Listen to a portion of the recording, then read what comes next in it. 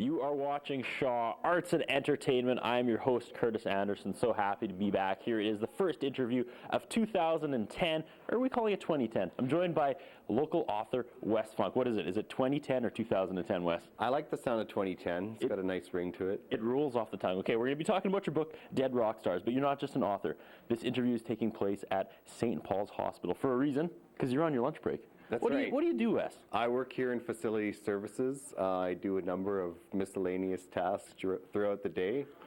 It goes back to that old saying, don't quit your day job. Fantastic. Yeah. I'm just trying to find some inspiration for the book, Dead Rock Stars. Not going to lie, I don't know much about this book.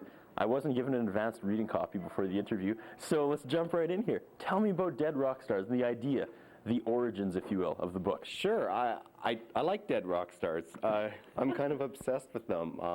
Elvis, John Lennon, Jimi Hendrix, my list goes on and on. I've always been fascinated by those guys. I started writing why I was fascinated with them. It grew into a memoir, sort of, to a degree. I fictionalized a lot of it, but basically wrote down my life story, keeping the Dead Rock Stars theme throughout the book. So this isn't like an encyclopedia. This isn't It's an not an alphabetized list of dead rock stars. No. No, actually, there's been some confusion about it, but it's a fun read. It's fiction. It's light fiction. It's about a prairie boy like me who grew to love rock and roll music as he was growing up. It kind of saved my life growing up out there in isolated Saskatchewan. What kind of feedback have you got from the book? Because, we're here on the cold, cold prairies. All the big celebrities obviously come from the U.S. So, talk about the feedback, the whole prairie guy living vicariously through these people. Sure. The feedback's been positive, actually. No one's more surprised than me how well this book's doing. It's coast to coast across Canada now. It's gotten a lot of exposure. It was nominated for a Sask Book Award. Nice. My feedback's been 99% positive. The odd person stops me on the street and says, hey, I read your book.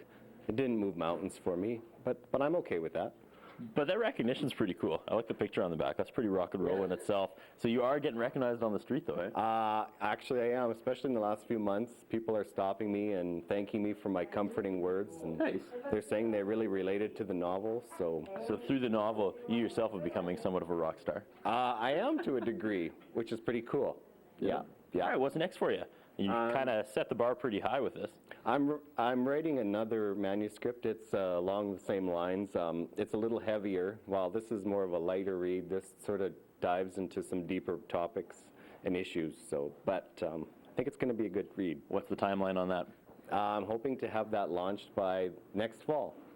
Okay. Who should read this book, other than everybody? Is this something I should put under my mom's Christmas tree next year? Yeah. Yeah. Yeah, if you grew up in rural Saskatchewan, you'll probably appreciate the humor of a lot of it all. If you are at all interested in rock and roll, that sort of stuff, you should take a read. If you just like a nice, light piece of fiction to spend an afternoon with on the couch, you should read it. Last question, Wes. Who's your favorite dead rock star? I'm going to go with Janis Joplin. I'm a big fan of hers. Like Janis. I have this thing for Kurt Cobain, actually. Yeah, I was going to see that. I don't know if we... Right there. It's lower. There you go. Yeah. Can you get a shot of that? That's nuts. Kurt Cobain, hey, that's top of the list. I think so.